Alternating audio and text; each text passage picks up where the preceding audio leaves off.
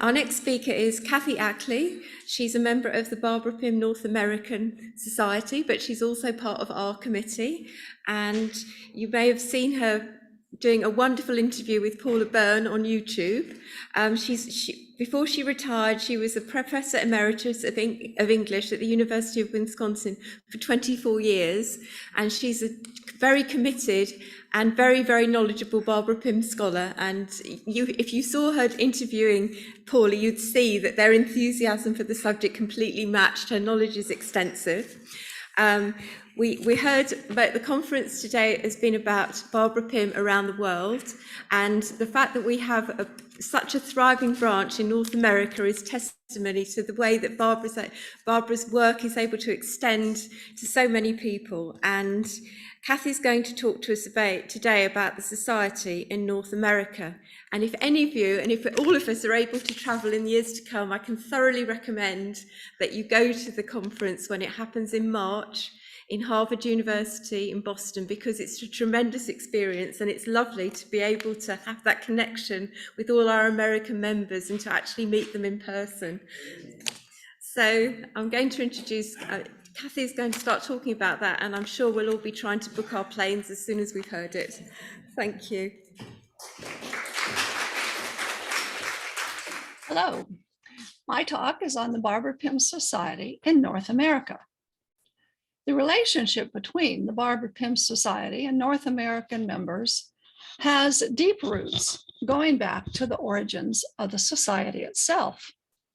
From the beginning, before there was an official US representative, and well before the official establishment of the North American chapter, there has been a strong American connection. Indeed, Americans were among attendees at the 1993 Barbara Pym Literary Weekend at St. Hilda's, and the following year, when the society was formed, Americans were among the founding members. When we look at the long-standing interaction between the society and American members, it becomes clear just how strong the bond between us is. After the founding of the society, Americans were regular attendees at the annual St. Hilda's AGM and conference, and over the years, they have been among the conference speakers. Such was the early involvement of Americans in the society that at the second annual AGM at St. Hilda's in September 1995, Ellen Miller was appointed society representative in the United States. Her primary duty was to collect dues in the States, society dues in the United States, but she also continued to coordinate the recently created Pym Society website. Looking back, it is evident that the appointment of an American representative, the subsequent launching of an annual North American conference, and the eventual establishment of the North American chapter were a natural outgrowth of the convivial and welcoming nature of the Barbara Pym Society at St. Hilda's, with the remarkable Ellen Miller as the primary force in building the American Association. In 1983, Ellen, then director of publications at Harvard Law School, met and became friends with Hillary Walton and Hazel Holt.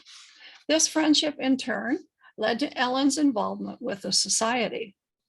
As I mentioned, one of Ellen's responsibilities as US organizer was to collect society dues from American members in American dollars, thereby avoiding currency exchange charges.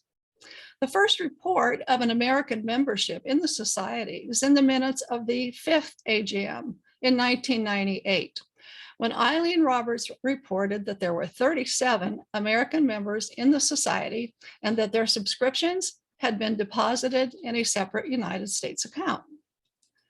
At the same conference, Ellen announced that there would be a US meeting of the Barbara Pym Society the following spring, with Dr. Barbara Everett, herself a St. Hilda's graduate, as the lead speaker. The first meeting of the Barbara Pym Society of North America took place at Harvard Law School in April 1999. The program began on the Friday evening with a buffet dinner, followed by the BBC videos, Tea with Miss Pym and Miss Pym's Day Out, perennial favorites. But the full program itself took place in one day on Saturday, April 10th, 1999. Ellen had a carefully planned program, very like the structure of the Oxford conferences. The day began in the morning with 2 talks by speakers who had given presentations the previous September at the St. Hilda's conference. The first was Dr. Everett's talk, Excellent Women in After, The Art of Popularity, in which she traced the development of Pym's novels from the early, lighter ones to her later, more serious ones. The other was mine, called Everyone Has a Mother, in which I took a close look at the role of mothers in the novels.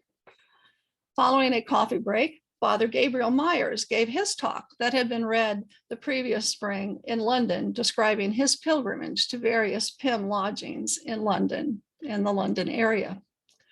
In the afternoon was a lovely talk by Paul DeAngelis, Barbara's American editor at E.P. Dutton, who spoke about his correspondence with Barbara and, to our delight, read some of her letters.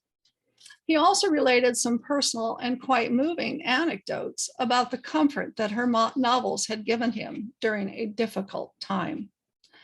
Kate Charles, then acting chairman of the Pym Society, talked about Pym's influence on her own mystery novels in light of a reviewer's remarking that she was, quote, a blood-stained Barbara Pym. The final presentation was by Christopher Shields, a PhD candidate at the University of Edinburgh, who read an extract from his PhD thesis. He contended, among other things, as Boston Globe reporter Diane White later wrote in her article about the conference, that Barbara had, quote, in her student days, established a lifelong pattern of substituting food for sex. White went on to comment that Pym's fans like to talk about Pymish moments or situations, and here was one right in the program. I'd hate to make judgment about my sex life on the basis of what I ate when I was in college, said one woman, reaching for a reviving cup of tea following Shields's presentation. Following afternoon tea, Professor Emeritus Emrys Jones of Oxford led a general discussion of the day's program. The conference was an unqualified success, reported Rita Phillips, who wrote the summary of it for the next issue of Green Leaves. She also quite rightly praised the British contingent. With speakers from both Britain and America, this first North American conference exemplified the easy interaction among members of the society, regardless of nationality. Incidentally, Ellen had not been at all sure that anyone would come, telling a Boston Globe reporter beforehand that she, quote, had 2 fears about the first meeting of the Barbara Pym Society of North America. The first is that too few people will attend. The second, that too many people will show up and overflow the conference room. As it happened, she did have to turn people away because there simply were not enough seats in the meeting hall for everyone who wanted to attend. Most surely a result of that gathering, by the time of the AGM in September of that same year, Eileen Roberts reported that among the members of the society, there were now 135 American members. Ellen noted that the large increase from 37 reported the previous year was no doubt due to the publicity surrounding the very successful conference at Harvard earlier in the year. Beginning with the second annual conference at Harvard the following year, the format changed to 2 days with a full day's program on Saturday, an optional dinner on Saturday evening, and a half day on Sunday, which is pretty much the format that we use still today. Once again, Father Gabriel Myers and I were enlisted as speakers, with Nancy Talbert reminiscing about her 1979 meeting with Barbara Pym at the Randolph Hotel in Oxford, and Helen Taylor discussing her experience reading the collected Pym papers at the Bodleian Library. Tim Burnett wrote the report of the second conference for the May 2000 Green Leaves with glowing praise, calling it a resounding success and the venue spectacular. He went so far as to say that the entire event had been enthralling. In subsequent years, the North American component of the society continued to grow. The American membership increased, and Ellen, as US organizer and website coordinator, continued to sit on the committee. The annual spring conference at Harvard drew 75 to 100 participants each year, and speakers came from both America and Britain, as well as other countries such as Israel, Austria, and Australia. Eileen Roberts and Tim Burnett appeared as speakers in 2003, and Yvonne made her debut American appearance as a speaker at the 2005 conference. Ellen early on began to arrange for a gathering of out-of-town attendees to get together informally at a local restaurant for a gathering of out-of-town attendees the night before, on the Friday night. But now we begin with an optional dinner on Friday evening at the Church of the Advent, an Episcopal church in Boston. Dinner is followed by song, and in recent years, the reading of the winning short stories in our annual Ellen Miller Short Story Contest. Ellen originally organized the conference by herself, but over the years asked for help from friends and fellow Pym enthusiasts. In her report on the spring 2008 conference, she mentioned a conference committee for the first time.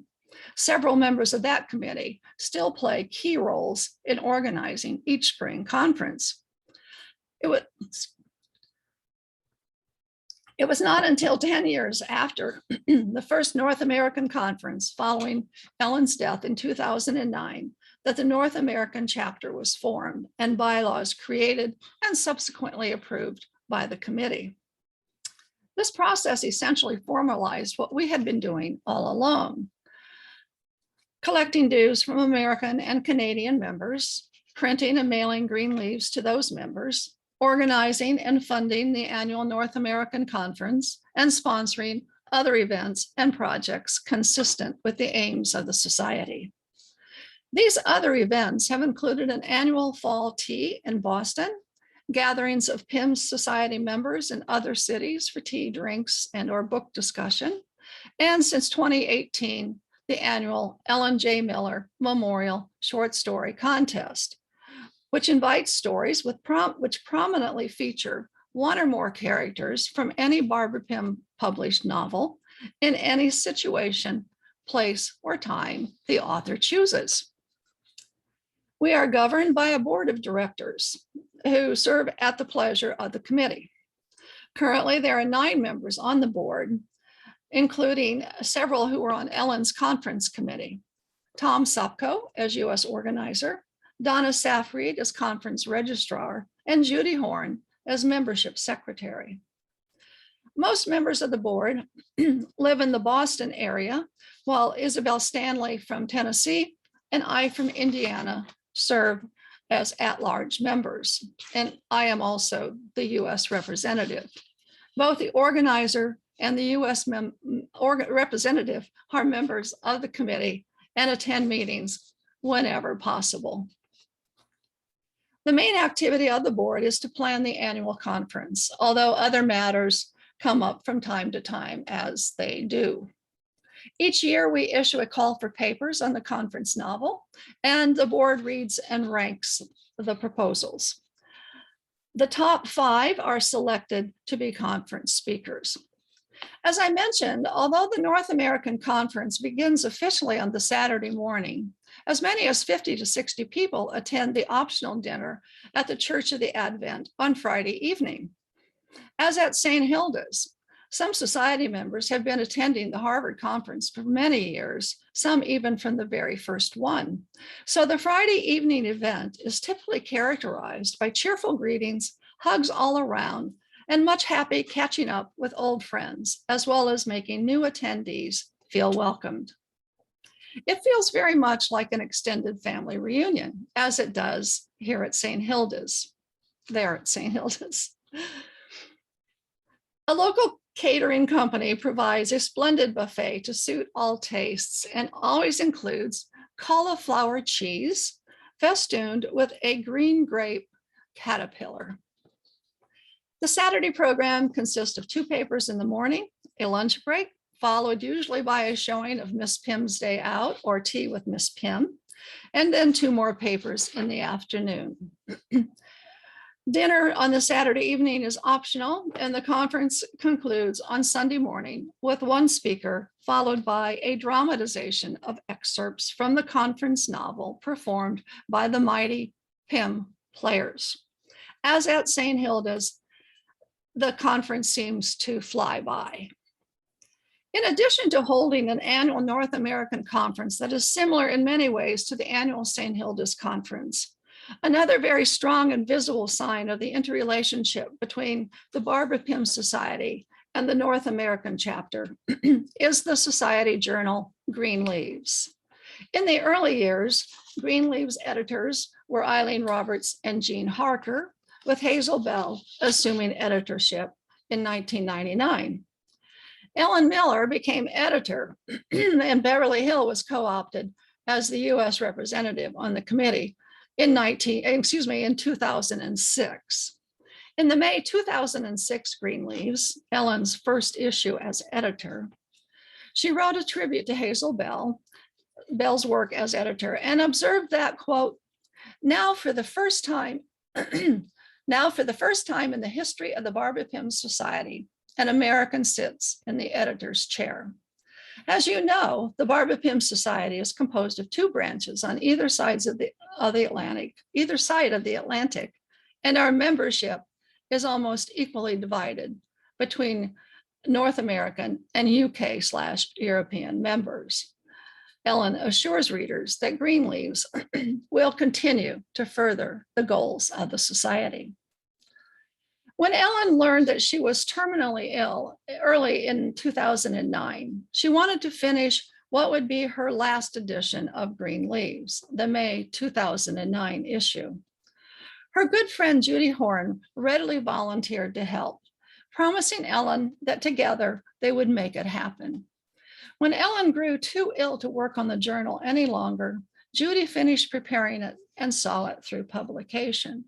Her name appears as editor on that issue, quite rightly. Excuse me. The autumn 2020 Green Leaves was the last issue on which Judy worked, and with the spring-summer 2021 issue, American member Lloyd Miller became responsible for the design and layout of Green Leaves, with Jutta Schiller continuing as editor and Christine Shuttleworth as assistant editor. It seems to me that this brief history of the interrelationship of Pym Society members from different countries working to produce our Society journal is particularly relevant to the theme of this conference and represents the strong bond between the North American chapter and the Society as a whole. When I was asked to give this report on the North American chapter, Deb suggested that I also address the subject of why so many Americans love Barbara Pym. This seems to be an enduring question. As it happened, in 1998, at the 5th St. Hilda's Conference, Ellen Miller was the annual dinner speaker. Her subject, why are Americans interested in Barbara Pym? Ellen also wrote the conference report for Green Leaves that year. And all she said about her talk was that her, quote, predominantly English audience were surprised to learn that in the 1980s, American interest in Pym was stronger than in England. The news that Barbara Pym is taught in American colleges and universities also came as a surprise. Ellen's interest in and experience with getting to know more about Barbara Pym is both typical and unusual. It is typical of many readers, whether Americans or not, who run across a Barbara Pym novel for the first time. Ellen wrote, quote, pure serendipity had led me to Quartet in Autumn on the shelf of my town's library in 1980. I had never heard of Barbara Pym, and little did I know that this book would change my life. I began to read all the Pym novels in print and tried to do some research on the author. But of course, this was well before the proliferation of information on the internet and before much had been written about Barbara Pym. And so she had trouble finding out about Barbara's life. At this point, Ellen went beyond the typical response of those who fall in love with Pym upon reading their first novel by her. As she wrote in a 2002 article for Green Leaves entitled Flashback, the Making of a Pym Video, she became gripped with a compulsion to find out more about Barbara Pym and decided to write an article telling Americans about this unique and gifted writer. This goal led her to New York with meeting Barbara's Dutton editor, Paul DeAngelis, who suggested that as director of media services at Harvard, she had the experience to make a video rather than write a magazine article. So that is what she did. In the summer of 1982, she spent time in London researching Barbara, and the following summer, she drove to Finstock with a cameraman and filmed her interview with Hilary Walton and Hazel Holt, reminiscing about Barbara Pym. She finished editing her video, which she called Barbara Pym Out of the Wilderness, in 1984 and distributed it to libraries, schools, and universities. I am not sure that there is a simple way to explain why so many Americans are passionate about Barbara Pym. Perhaps it's another manifestation of our what we often feel as Anglophilia, which is evident in the many English tea parties that Pym Society members in North America have held over the years since the first American conference. For instance, at the 2005 AGM, Ellen reported that there had been a number of regional meetings in America, such as tea parties, garden parties, lunches, and similar activities. An article in the November 2005 Green Leaves notes that, among other events, that 26 Pym Society members from the Boston area enjoyed a garden fete at Tom Sopko's home, with guests contributing food to recreate, quote, an authentic English tea party. The collation included silver trays filled with cucumber sandwiches, chicken mayonnaise in puff pastry, chocolate dipped strawberries, assorted biscuits, cakes, and scones, and authentic fairy cakes, as well as champagne punch and lemonade. There are reports in Green Leaves of many such events over the years, not only in the Boston area, but in New York, Washington, D.C., the Midwest, Canada, and no doubt the South and the West Coast. However fun such events are, there are deeper reasons to explain our love of Barbara Pym. I believe it is her ability to touch us with her subtle wit and humor, as well as her insight into human behavior, that in large part explains our appreciation and even devotion of readers of her novels, and why enjoyment of this British writer transcends national borders. For instance, American writer and editor Michael Adams described his discovery of that unique Pym voice in his article, Kindly Words and Spectacles, The Art of Barbara Pym. He wrote that upon first reading Pym, quote, I found a unique voice and vision, unsentimental, deeply humane, and wonderfully, dryly comic. Her exploration into the lives of British academics, clergymen, and spinsters create indelible portraits of lives that are no less poignant and comic for their drabness and lack of distinction.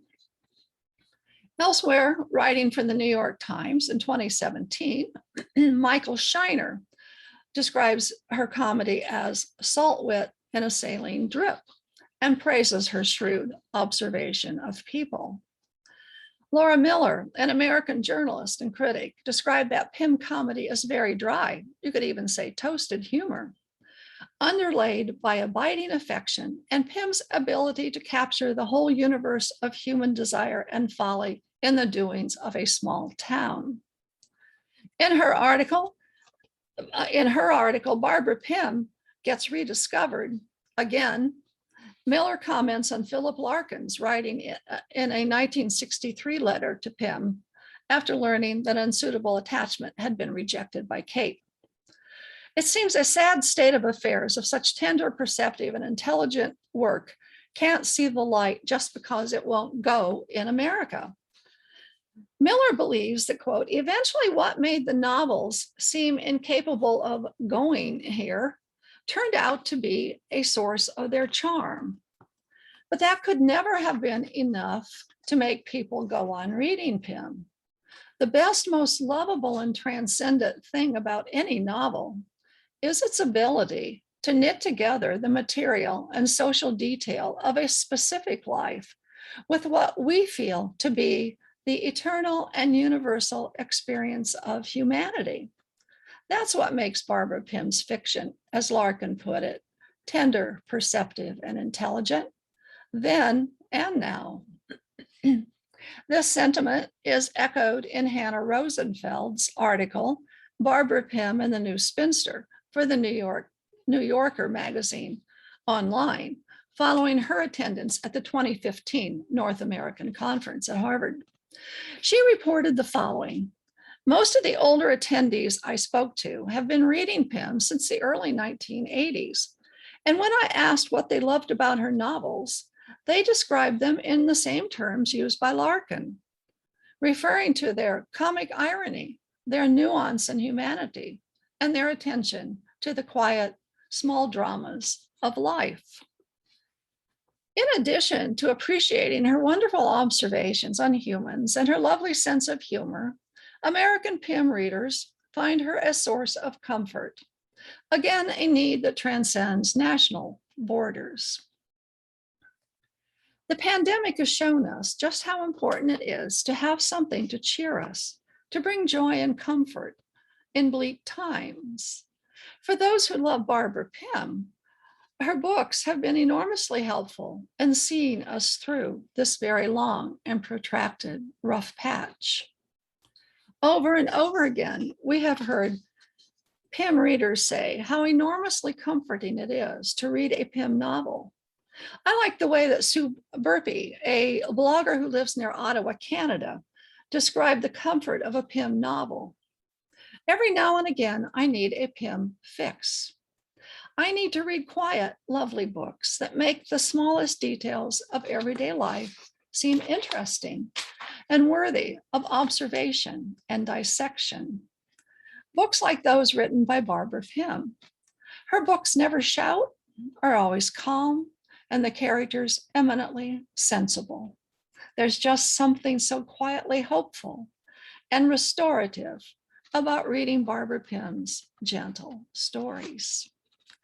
Scholar and academic Dale Salwick, author of The Life and Works of Barbara Pym, among other critical studies, believes that Pym's literary reputation is secure, and that one of the many reasons is that she, quote, meets us at our point of need, not only for pleasure, but for companionship, for stability, perhaps even for consolation.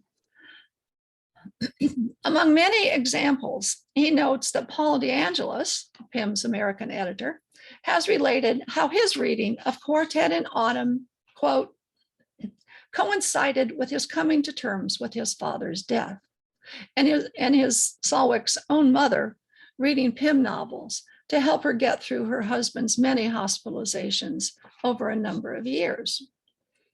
Salwick also attributes people's strong response to Pym novels, to the way they, quote, remind us of the importance of staying connected with others and ultimately with the durability of the human spirit.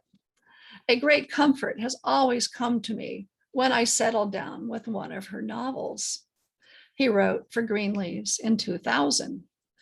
This feeling of comfort and familiarity, of returning to an old friend, is a valuable gift from any writer. Solwik speaks of the shared feelings of those who love her novels. She makes us care about her characters, the minutiae of their lives. That is why devotees of Pym get such pleasure when meeting characters in later books and basking in the pleasure of recognizing old friends. One example of that pleasure of recognizing old friends that Solwik mentions occurred at the 2009 North American Conference when the mighty Pym players performed Tom Sapko's dramatization drawn from the novels Hair Like a Dog, The Life and Times of Esther Clovis, to an audience largely made up of Americans. We loved revisiting Esther Clovis's appearance in no less than 5 novels, the last of which, A Few Green Leaves, has a chapter devoted to her funeral service, which is attended by many of the people who knew her and whom we knew in earlier novels. Just about everyone in the room had tears in their eyes at the close of the funeral scene and the end of the performance. It is that special ability of Pym to speak to us in so many ways, not as Americans or British or whatever our nationality, but as human beings with shared sensibilities. And that, I believe, simply is why we love Barbara Pym.